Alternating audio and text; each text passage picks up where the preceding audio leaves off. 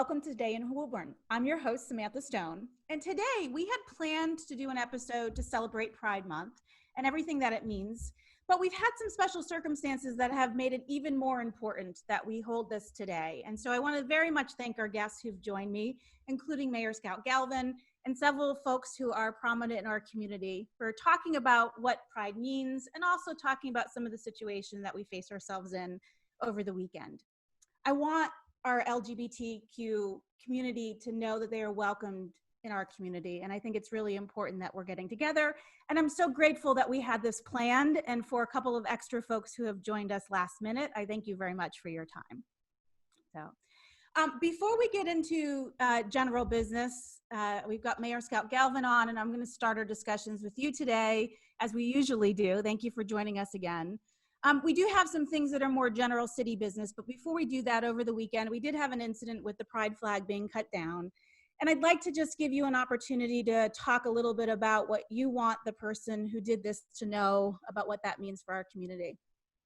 Well, it's disappointing that you know, the flag pole, the rope was cut down, and that the flag came down, and you know, the flag has been up all month, and we're really proud. I am, and I know a lot of people in the city are proud to do that, and you know, also proud to say that as mayor, I'm the first one who's recognized Pride Day and Pride Month, and I want to thank Gretchen for reaching out to us to getting that going. And you know, it's one of those things where when a community asks, we generally do, and you know, with great pride and fanfare last year, we had a nice celebration on the stairs of City Hall that there was probably over 200 people. It wasn't advertised. It probably would have been a hell of a lot more if it was advertised. And we were, you know, we're really looking forward to this year to doing it again until you know, until we got hit with the pandemic, and gatherings over 10 were prohibited, of course, except for, you know, in those constitutional issues like the marches, which we talked about last week. But, you know, I'm very proud and proud of the community for their support of the pride flag and what it means. And you know, like you know, Samantha, when you put up a post on something like that, the response is really, I think, overwhelmingly positive, and it's a great feeling for me as the mayor and everybody else in the city. So when one person does something stupid like that or ignorant, it doesn't deter my faith in the city and their support of people who have different lifestyles and choose to do what they want to choose that. And I think it's a great thing. Yeah, thank you for that. Are we, you know, one of the things that I think this has surfaced and some people have been surprised at is that we don't have cameras that are facing the common, even though we have the courthouse and banks and restaurants and City Hall, not just because of this incident, certainly, but it's certainly a prominent area in town. Are we considering any different security measures to maintain accountability in that part of our city? Well, there are cameras in different parts of the center for security purposes. I wouldn't really reveal, but I've spoken to the chief about that. He is looking into it. There, you know, are different areas that are definitely covered. So he's going to take a look at that. And you know, as I said, the actions of one person don't speak for the community, but sometimes when something like that happens, you do have to take a step back. And you know, we've been in touch with Gretchen for most of the day about putting the rope back up and flying the flag. We were going to try to do it this afternoon, but we've got it scheduled that we'll be back down there tomorrow at 9. And I welcome anybody in the community if they'd like to be out at that time. I think it would be really nice. We could, you know, I'm sure we can set it up where there's socially distanced and people can, you know, gather in the parking lot, and Gretchen and I will go up and put the flag up, and I think it'll be a nice day. Well, thank you for that invitation. I think that's wonderful. And we'll try and spread the word, because I think this usually will post a little bit after that time. At Jen, our producer's listening in, and maybe we'll be able to get it up a little bit sooner so we can spread the word and get a good group of people down there and to support this. I think it's really important. Thank you for your support from the city officially and for all of the community who's been rallying around us. We're going to keep talking about Pride and what it means and why that flag has been raised. But before we do that, I do want to cover off of some general city business while we've got the mayor with us today. Yes. We have had some good news around some legal hurdles with the fire station that we're looking to build. I don't know if you want to just quickly touch on that, Scott. Yes. So the fire station, we've been working on the fire station for, I want to say 18 months planning. between my office and the fire building committee, which met, on a weekly basis to go over the plans, come up with a couple of viable solutions. We narrowed it down to a plan that included the building of a new fire station for $23 million, and then the three substations remaining of the 5. So we have a total of 4 would be rehabbed. And the main fire station will be built on Forest Park, which was Article 97. And that's right across from the Showcase Cinema. So in order to build on Article 97 land, you have to swap out like land, which we offered a piece of land over at the Spence, the old Spence farm, 3.5 acre swaps. We're building on 3.5 acres at Forest Park, and there's about 30 acres plus up there. So it's only on the front portion, and to use the Article 97, which is open space, we swapped it with Spence Farm. So working with Rich Haggerty and the state delegation, we were able to get that swap approved. It had been about a 4-month process, but that's pretty quick considering, what we're going through with local government and how it slowed down. So my hat's off to Rep Haggerty and the state delegation for moving that along. And now we're ready to build, and we're going to start the first phase in August. So exciting time for the city. That is very exciting. Long overdue for the fire department. Yeah, I know all of us are really excited to have the facilities our firefighters need and deserve, and will be an additional way to protect all of us. And so that's excellent news and progress. We know it's going to be a long process of building, but it's nice to have that hurdle out of the way so we can continue to move forward. Thank you. The phase 3, we hope, is coming soon in terms of reopening plans. At that point, will City Hall, the physical building, be open, or will that come in phase 4? So we're planning a limited opening of City Hall beginning, July 1st. And that's somewhat by appointment only, but it's a little bit easier than that. Where we're going to have all entry to the rear of City Hall. The door will remain locked. There'll be a directory on the back wall, a laminated directory that'll list the department heads' numbers, the email on the city's website on the bottom in case they aren't able to, but there'll be numbers for each department. When you come to the rear of City Hall, you'll call that department. They'll come down and meet you.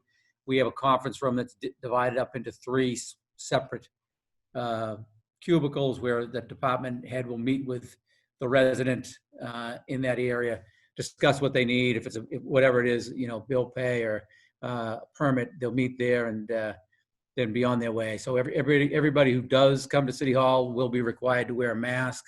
They'll be asked a few questions when they come in. There'll be a book to sign in for contact tracing purposes.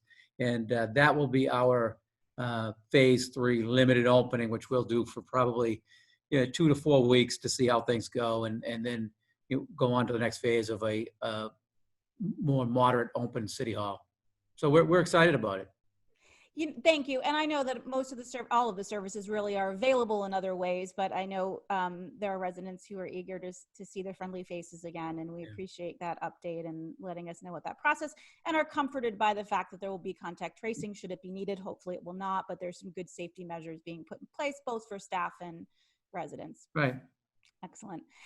Before we let you go, is there anything else, Scott, that you'd like to share with us about comings and goings in the city? No, not really, other than we're working through the library issue. I know that's a major issue in the city. We're working through that. And again, the main message to get forward to people is that we are open for curbside delivery, which we have been. But as most of you know or don't know, the library and every library in the Commonwealth has been closed due to restrictions placed by the governor on all cities and towns. So we're dealing with those restrictions, and we're operating to the best of our ability. And I think we're providing very good services under those restrictions. And as the governor, as you mentioned, if in phase 3 they open up restrictions and provide more guidance and protocols with regard to libraries or any other service, we'll be able to adjust at that time, and we're prepared to. Great. Thank you for that. I know there has been, I wasn't going to talk about the library, but since you brought it up, I appreciate you doing that. It is certainly on people's minds. One of the things that folks have started to notice is that the book boxes and things that they had been scheduled to be delivered are delayed due to some changes in volunteering staffing and things that were doing that. Do we have any idea when some of those services will resume, or are you saying we're moving completely to curbside service at this point? My understanding is we're moving to curbside like every other library has been. And if I get news otherwise, I'll certainly let you know. But my understanding is we've moved to curbside like all the other libraries in the Commonwealth. Okay, thank you for that update. We really appreciate it, Scott. Thank you again for joining us, and as always, your support for Pride and what it means for our community. We appreciate it very much. Very important. Look forward to seeing you tomorrow at 9, whoever can join us, and should be a nice morning. I'm going to find a way to clear my schedule. I don't know how yet, but it's going to happen. So I know you will. We'll see you then. Thanks. Thank you so much. Rina, thank you for joining us today. I'd love to chat with you for a few minutes. We really appreciate you joining.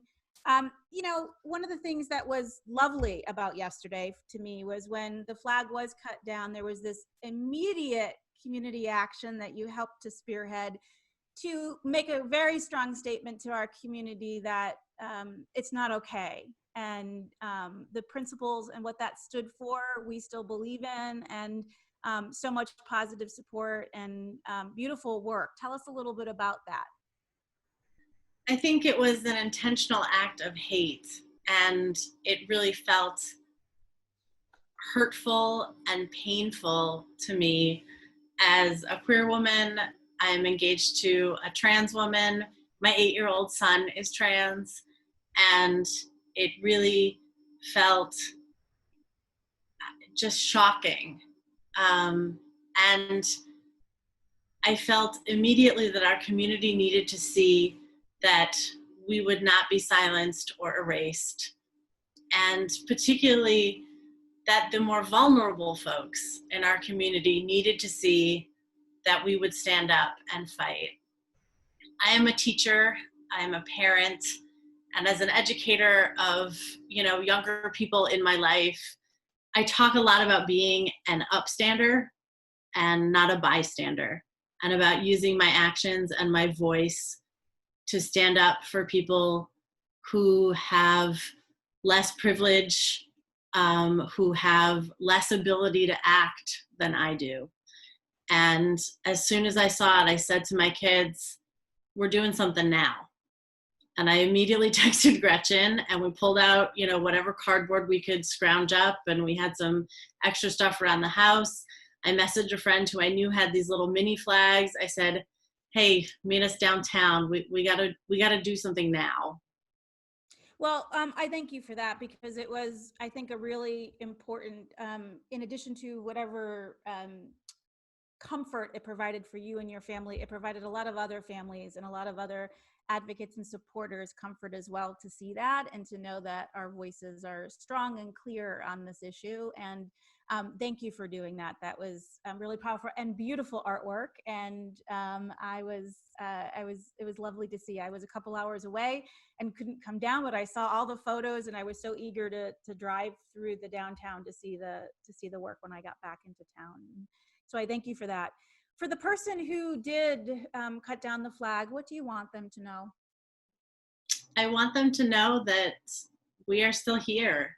We won't be silenced. We won't be erased. We are still proud, and we will keep fighting. That Woburn is a community that welcomes everybody. Queer people, Black people, brown people, trans people, everyone. And that we will stand up together to react to this. What was so disheartening is that Saturday when we went to do this, we had put up all these mini flags. And by the time we went back on Sunday, someone had taken all the mini flags down. And that's hard. That is really frustrating and really sad. And all the more reason that flag is going back up tomorrow morning. Yeah, and we'll be there. And, I really do hope the person who has done that sees this and hears this and opens up their heart a little bit. And if they can't open up their heart, at least start to show some respect for the folks who do want to send this message of support, like we send many messages of support through the community and through the center. And and to know that there's a lot of folks rallying behind this community, both people who belong to it directly, but also many of us who believe that all of us as humans have a voice and are valuable, and diversity is what makes Woburn such a wonderful place in all the ways that we are diverse. So thank you for joining us today. And thank you so much for the beautiful work. And as many times as it takes, we're going to keep making a statement, and we're going to keep doing it. And I think it's incredible progress from where we've been a few years ago. And this was a setback, and it's hurtful and it's painful. And I want the people to know that this isn't a joke, that it sends a very clear and specific message. And it's not a message that's welcomed where we are. So thanks for helping to dispel that, Rina. Thank you so much. Yeah. Gretchen, I'd love to talk a little bit with you. You have been such a strong advocate in our community and such a voice for diversity in our community, and just a wonderful voice. And even though we couldn't have a ceremony, there was a formal proclamation that came out earlier in June that you worked on with the mayor. Just for those who might not have participated last year or might not have seen it because we weren't able to have the fanfare, tell us a little bit about what that proclamation said and what it means.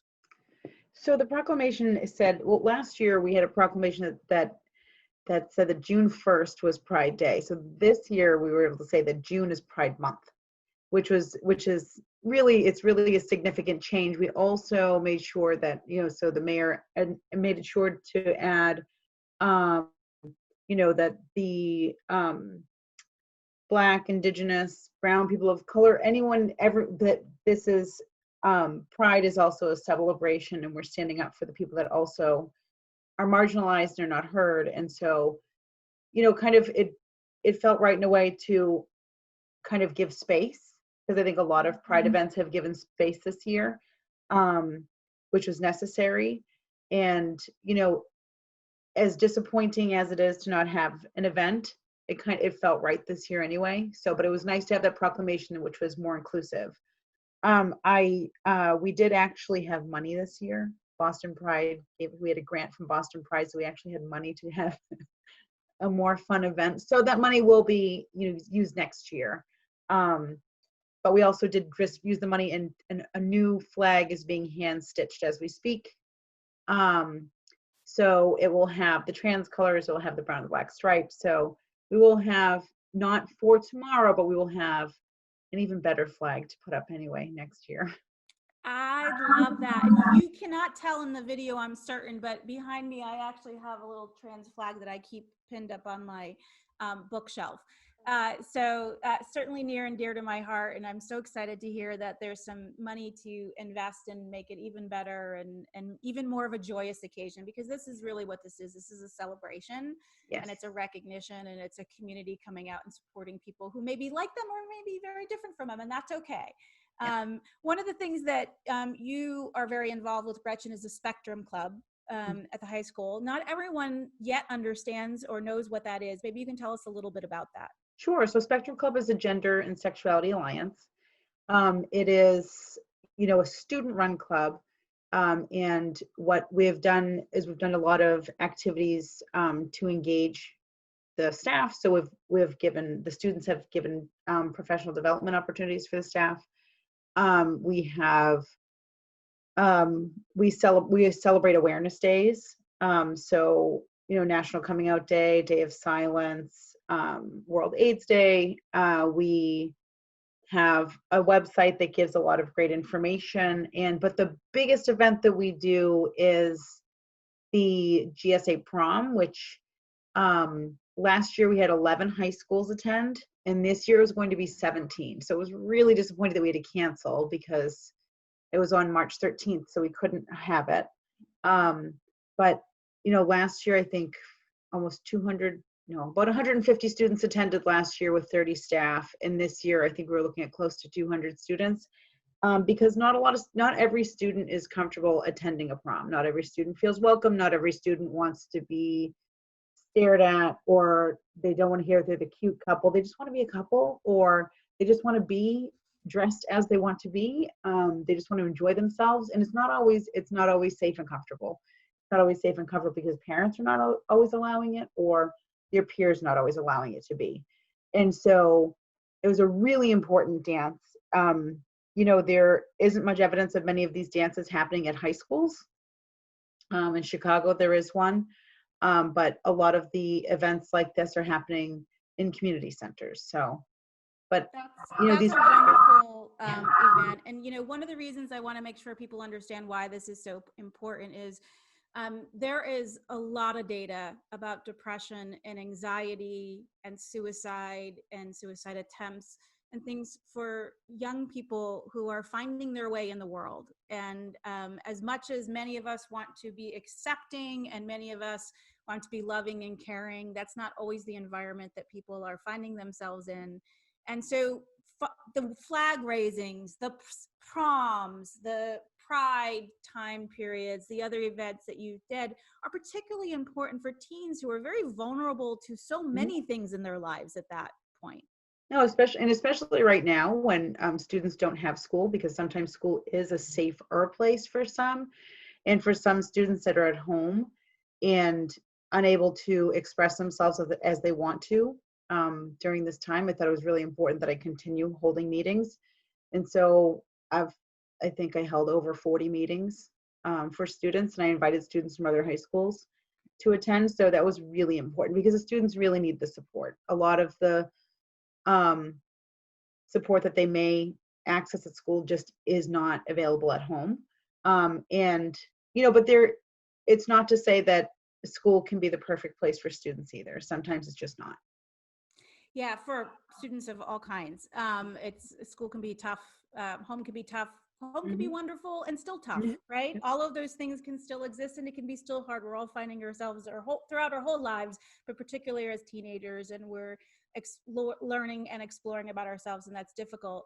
What are some of the ways that we as community members and neighbors and friends can help support the LGBTQ community? And I'm sorry for rushing through that acronym. One day it's going to very smoothly come off my tongue. I have yet to say it with confidence. I find myself thinking I'm forgetting a letter. So thank you for your patience with that. What are things we as neighbors can do to help support the community for teens, but also for anybody in our community? I think first it's important to share pronouns, because if you share your pronouns, someone's more likely to say, okay, so you know that it's important for me to share mine. But I think sometimes if you share rather than just ask someone, I mean, it's also important to ask, but I think rather than assuming, because don't ever assume someone's gender identity. Don't ever assume that you know someone's pronouns. Someone may not even use pronouns. They may use their first name, and that's their choice. It's not yours. And so I think giving people space to tell their pronouns and their name is really important. And just don't assume about a lot of things, because I find that there are a lot of assumptions, even within the community, at the high school, wherever, that I say that I'm married, so the assumption is that I have a husband. I've never had a husband. I have children. Oh, so you did have a husband? Nope, never had a husband. Had children with a woman. So I think just letting go of the assumptions that why a situation is what it is, or a person is who they are. So just allow a person, give people space to tell you rather than assume. I think the more supportive people that the youth see, I think we know that the suicide and self-harm rate is significantly decreased, even just having one supportive person. And so if the students see any of us in pictures at the flag raising, if the students see any of us making comments on social media, positive comments, they see, like, okay, so there are people in the community. I may feel kind of alone, but I know that there are people here that are supportive, and maybe I will see that person one day. So it's really important to, if you're an ally, use your voice. Is really important, because everyone needs to hear it. I really think that's important to remember, and I thank you for that. And, look, this is learning just like everything else in our life, and we are going to get it wrong. I have gotten it wrong. I have made an assumption about someone that I shouldn't have. I have called someone the wrong pronoun.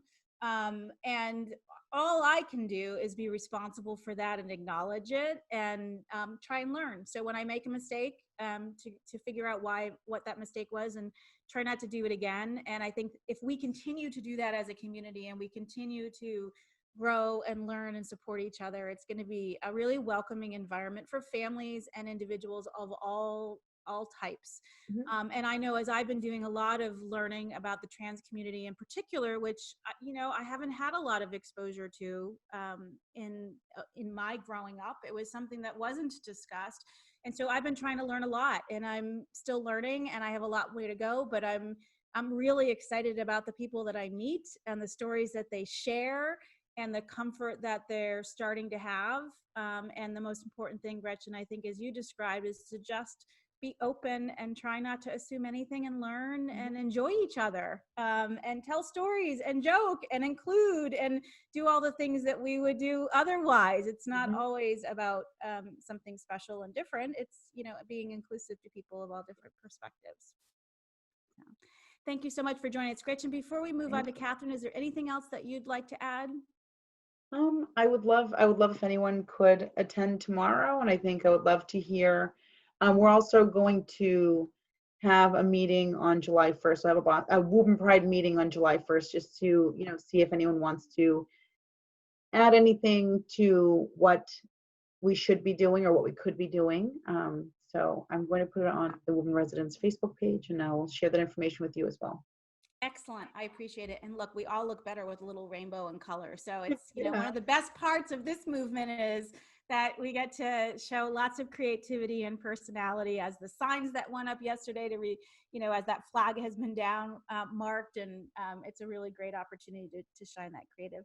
Katherine, thank you also for joining us. We really appreciate it. Tell us a little bit about what Flag Pride means to you, and when that flag was waving in the center of Woburn, what that meant for your family. Oh, okay. Well, so to give you some context, my grandparents went to Woburn High School. My parents went to Woburn High School. I went to Woburn High School. My daughter's going to be attending Woburn High School starting in the fall. And when I was at Woburn High School, the principal at the time, Robert Norton, came to me and he asked me to help him start the GSA. And so that in and of itself, and just for those who don't know, the GSA is the Gay Straight Alliance. Is that correct? At the time, it was the Gay Straight Alliance, and now it is the Spectrum Club and the Gender Alliance. So at that time, people found out in the Woburn community, and they were writing letters to the editor, and adults wanted to know who I was. And at the time, I was like, okay, we'll just tell them who I am. And he said, I can't. I'm concerned that these adults want to hurt you. I was a kid. So this flag, it means that the community that I love so much loves me back. And it's important. Visibility is important. Inclusivity is important. This wasn't always the greatest place to grow up queer, or LGBTQ, whatever you want to call it. But I am so impressed with what the Spectrum Club has been doing. I really appreciate Mayor Galvin. Representative Retagrity was really lovely to me and my partner. He reached out and he said, if anybody bothers you, if you need anything, you come to me. I mean, those supports are so important because a lot of us don't have family supports. We create this network of queer family, our chosen family, because a lot of us, I don't have my dad. My dad doesn't speak to me. My partner's, both of her parents tell her that she's going to hell, and they don't want anything to do with her. So this flag means a lot. It's very symbolic and it's very important. And I'm so glad that it is going back up where it belongs. Well, thank you for sharing that. I know that was really hard to share and very personal, and we appreciate you sharing that. And I think that is exactly why this is so important. This is a statement to know that there are people here who love and accept everyone. And even some people who may not understand it or have experienced it a lot. All we're looking for is kindness and acceptance, and that's what this represents. And I'm so glad to hear that there has been strong community support from many of our leaders, including the mayor and Representative Haggerty, because their voices are very important to affecting change, not just in our community, but into policy and in how we interact with each other. From your perspective, what are things that the community do to support your child, to support your family, and in addition to showing support for things like the flag raising, what are other things that we can do to I think, I think just showing up for us. I mean, in your day-to-day encounters, you know, if you hear something that doesn't sound right to you, don't be silent, because silent means that you're complicit, and you're telling that person that what they're saying that's so horrible is okay, and they're just going to keep doing that. So you need to speak up for us, fight for us. We, you know, the fight's not over. I know things are easier now than they were 20 years ago, but we still face discrimination. I had a friend yesterday who faced discrimination on a golf course. Like someone came up and harassed her and verbally assaulted her. So it's just, you know, the fight's not over. We need people to stick up for us. We need good allies, for sure. And we've been talking, I think, a little bit about possibly doing a rainbow crosswalk. That would be so awesome to have visibility all year long, and it would be really fabulous too. So I, by the way, adore that idea for so many reasons. I can't even tell you how fabulous that would be. I really hope that that's something that gets attention. I know it won't happen overnight, but I think it's a fabulous idea. I really hope we can pursue that. We need to send very strong signals to the community. The fact that people are taking down flags and cutting cords and harassing people still just reminds us of how important it is to be there for each other and be there for our community and find ways to do that. And in that regard, one of the things that I had done in preparing for today was I had asked Rebecca at the library to give me a list of books that she might recommend, because I still think there's a lot of education and understanding that it's always, reading has been a tremendous help for me personally in my life, and just learning new experiences. And you know, I'm a white woman who has a good income, and I have a lot of privilege that surrounds me every day. And so one of the ways that I try and learn from others is to read wonderful books. I'll be honest, I expected to have like, oh, here's 5 books. She was so wonderful. She actually sent lists and lists of things from different perspectives, and Jen will be sure to add it to the show. But I just wanted to point out a couple of things that she has a book put together for adults that is obviously of the kind of tone of voice and appropriate for the adult community, but also she put together a list of things that were for children, a list of things that were for teens, and we'll share them. She also, you know, of course, reminds us that we can order things through the Minuteman Tech, and has a link to remind us about that. And then even above and beyond that, included some podcasts that were great, that talk about the intersection of Pride and Black Lives Matter, and really celebrating diversity and supporting each other in our communities. So I want to thank Rebecca for doing that, and I want to let you all know that those links will be available and shared, because I think there's a tremendous amount that we can learn from each other. And I want to thank you guys for being strong and speaking with us. I know it's not always easy to share very personal things about your lives, and we very much value and appreciate you doing that.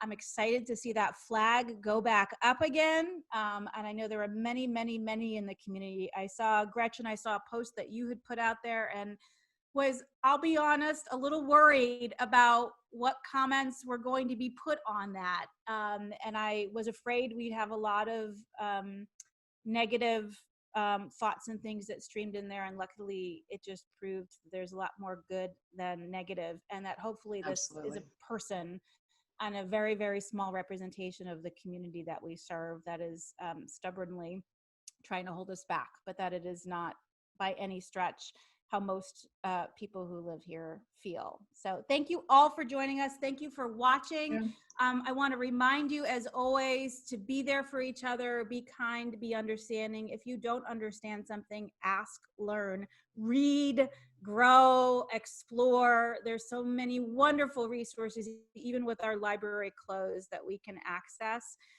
And you do know someone in your life who is part of this community, whether you realize that or not. So you have a tremendous opportunity to be careful and thoughtful about what we say, and to stand up for folks. And look, I understand that that can be a challenging thing to do across any type of communities, to stand up for someone And there is a opportunity today, and I think a willingness and a desire across all different kinds of communities to stand up for diversity, and to get rid of some of those bad habits, to take advantage of that and enjoy each other's company.